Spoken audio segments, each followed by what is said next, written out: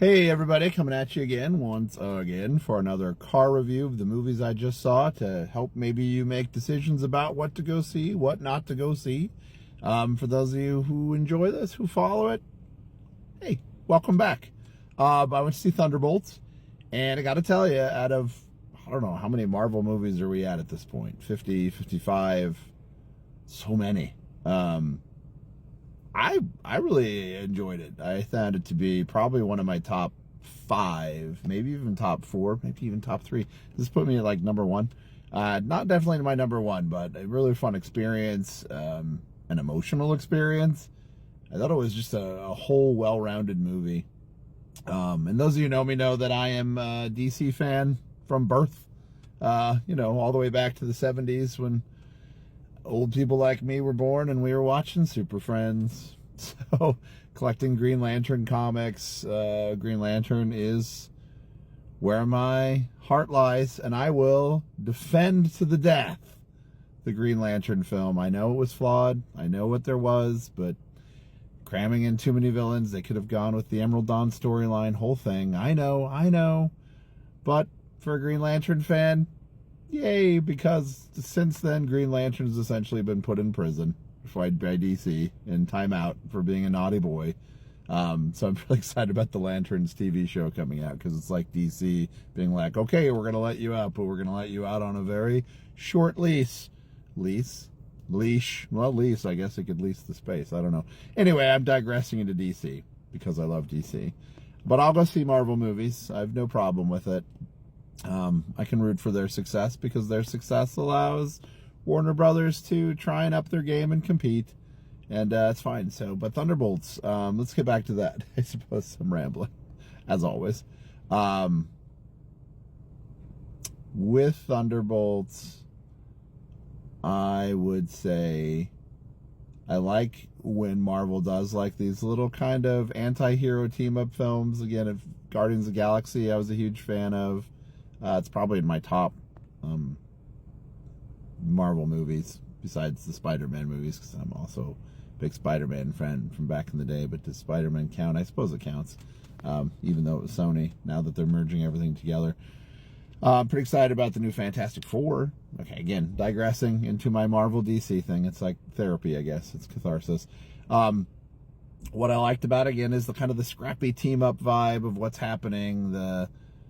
I think it's just a fully rounded plot, and also it has kind of a deeper meaning that as a teacher I would think about using in psychology class when we look at kind of a really great metaphor for looking at depression and what depression does to somebody. So just kind of a bigger message of that, which kind of hit home in terms of thinking about mental illness and the world that we're in post-COVID, everything where people are coping and dealing with loneliness and depression. And I thought that was a solid message. In the same way that I would say this is kind of like Marvel's superhero version of Inside Out. So good plot. And also, again, as a father, I am always a sucker, a father of a daughter especially, I'm always a sucker for a really good father-daughter bonded at the heart storyline between Elena and Red Guardian. Yes, I saw it with my daughter, and yes, she turned to me and said, "Are you crying?" I'm like, "You're 2 years away from graduation. These movies are killing me." So sorry. Father moment once again. Yeah, it kept me entertained. I mean, I liked the latest Captain America for what it was, for being, and it had Harrison Ford. But I really liked this one. I thought, if this is going to be the leap forward into the next chapter, it's pretty solid. Florence Pugh, always great at whatever she does. David Harbour, I was rolling. Did a great job. It's a good cast, solid people, solid message about national defense, and everything we're dealing with in a way that I think Mickey 17 again tried to accomplish, but was just too over the top with its in-your-faceness.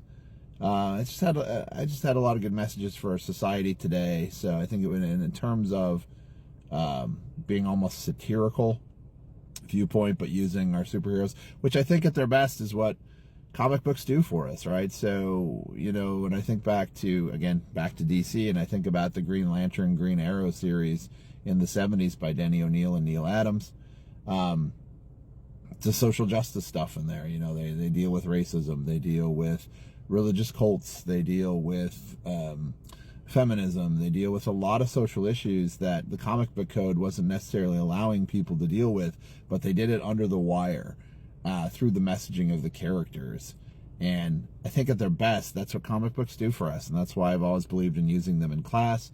When, you know, I taught a history of the 80s class, that's why we use The Dark Knight Returns, because it looks at those themes of nationalism, and it looks at those themes of poverty and everything else. And like I said, at their best, comic books are a great gateway into understanding society. And maybe that's why in the 1950s, the Kefauver Commission was so scared of them to go with Frederick Wertham's book. So I'm talking a lot about comic book history here, but Thunderbolts, entertaining, funny, sad, moving, great script, great characters.